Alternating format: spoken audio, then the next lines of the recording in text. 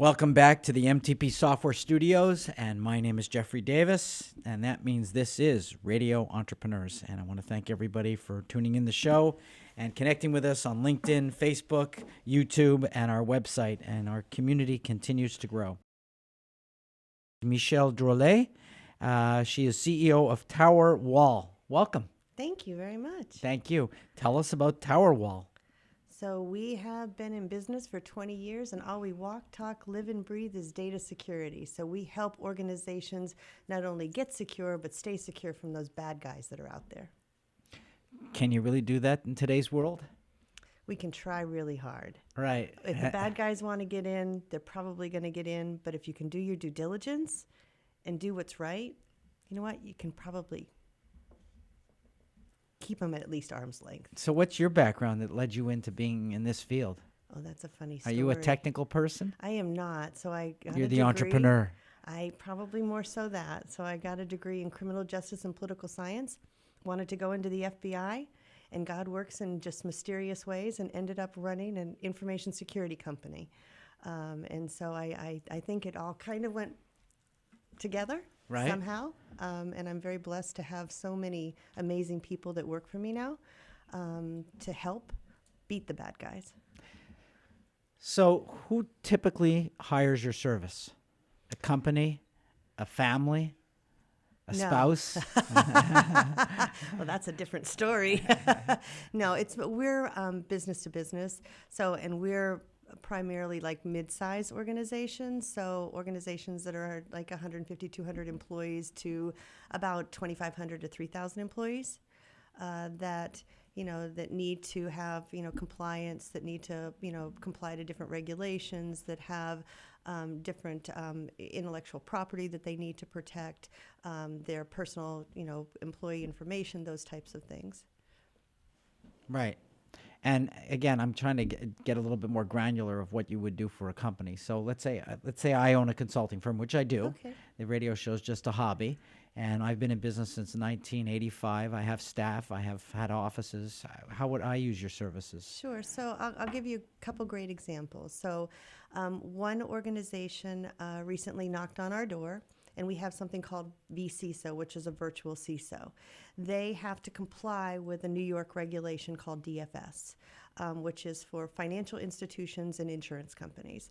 So there's a whole laundry list of things that they have to do. So they're hiring us to build their information security program, their policies, work with their staff on user awareness, all the different things that they need to do to comply with that regulation. And then it kind of flips over to Massachusetts, because Massachusetts has a regulation called CMR 1700. And so they'll help them comply with that.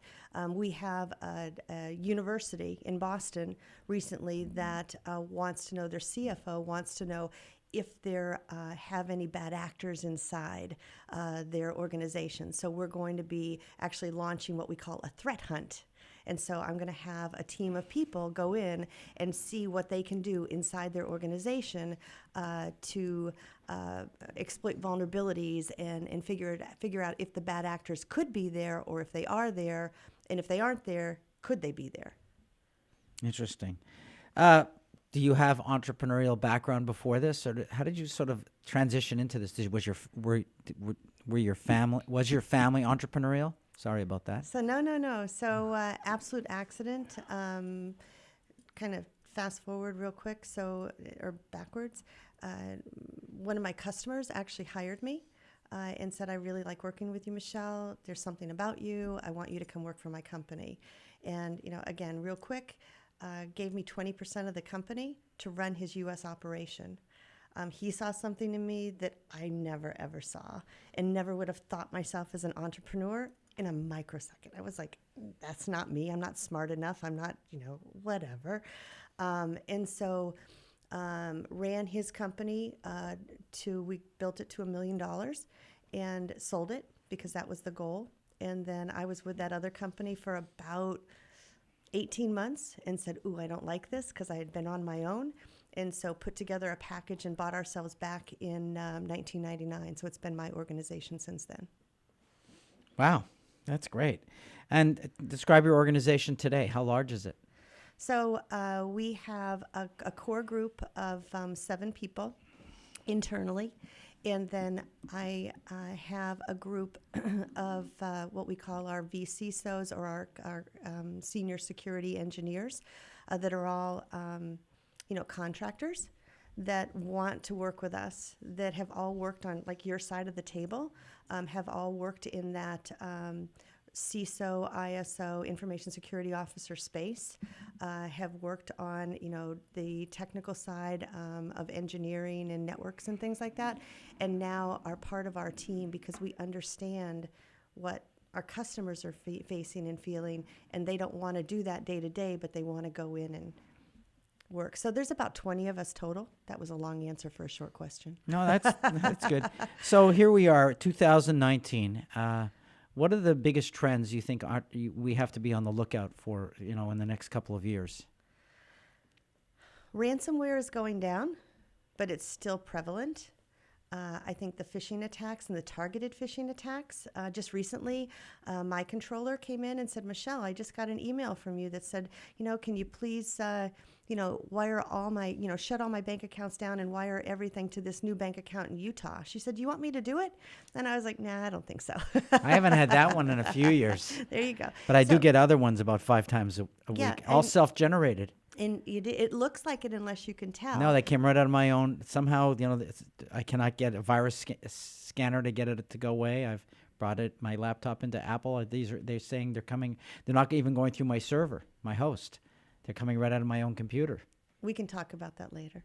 But I don't care. I just put it in junk and block, and I don't open anything anymore. Well, I mean, if you look at it, it's a multi-billion-dollar industry. Right. And these bad guys have 9 to 5 jobs. It's not like they're, coming in nefariously and doing, the hats in the dark and all that stuff. I mean, they are getting They're paid. sophisticated people. And as they I say, they have help desks. They have not in this software country as a service. So you can, they can go out and buy ransomware. They can go buy an attack for less than $200. Technology espionage is it's crazy. big business. It is very big business. So right. I think and if you could shut us down, it would make a big deal. It's better than shutting the lights off. Well, and they can. I mean, in certain ways. I mean, you look at Amherst College recently, who had everything shut down. No access to anything for 3 or 4 days. You look at Cape Cod Community College, who had a phishing attack, and over $800,000+ were wired out. Those things are happening every day. So I think, you ask about, what can you do? I think user awareness, having your employees be part of your information security team, having them understand that they're not supposed to click. Some people you just can't make We them just not tell click. Chris, don't open up any email that says free pizza. There you go. I like that. Doesn't work, you see. They don't do that. Well, Free pizza would just get him hooked every time. There you go. You'd be like, oh, did it again. They know him. They know him. So, yeah, it's scary. It's terrifying. And so, when we work with our customers, we talk about, you wouldn't build a house without a blueprint, right? You could live in the house, potentially, but would you want to live in it? And the same thing goes with information security and working with our customers. You want to have that blueprint, so that information security program plan. You want to have, the foundation of what an organization needs to do. And one of the things we didn't talk about is, what is information about? It's all based on risk, right? And so it's what your risk tolerance is as your organization. It's what my risk tolerance is, and it depends. Information security, the programs that we do, it's not one size fits all, ever. Everything's different. I don't want anyone going into my bank accounts, but I always tell my partner, if I get a virus, I'll be kind of happy, because that's the day I'm going to just retire. I always say, if I'm going to do something really bad, it has to be life-changing. And I shouldn't say that on camera, but I'm not that smart to be a bad guy. No, well, you've been too compliant with the system for too long. Michelle, if somebody was looking for you, and I'll remind everybody, we're speaking with Michelle Drolett, CEO of TowerWall, a security company, and I know you also write blogs. So if somebody wants to find you, find TowerWall, find your blogs, how would they do that? Sure. My email is michelld@towerwall.com. Our website is towerwall.com. We do a blog for CSO Online for IDG called InfoSec at Your Service. We have a meetup called InfoSec at Your Service, and I do a Forbes blog as well. Wow. Lots of different ways. If you just Google TowerWall, you'll find us. Busy person. Love it. Yeah, that's great. Couldn't say busy lady. I used to be able to say that. You but can busy still person. say it. You can still say it. I'm good with that. Well, again, thank you for being on the show today. We hope you come back again. You have a great topic area, so it's something Thank I you. think I'd of love interest. to. I would we'll have you absolutely back love to. again, and you should come to one of our cafes as well. The Radio Entrepreneurs Cafe. We have, as you know, we have to turn people away, and you Well, get if to I'm meet- invited, did I make the list? Yeah, everybody makes the list. Okay. We don't put those restrictions on people unless they're stalkers, entrepreneurial stalkers. We don't Well, let that's in. scary. Yeah. So again, my name is Jeffrey Davis. We've been speaking with Michelle Drolett, CEO, TowerWall, and we're going to take a break. We'll be right back after these messages.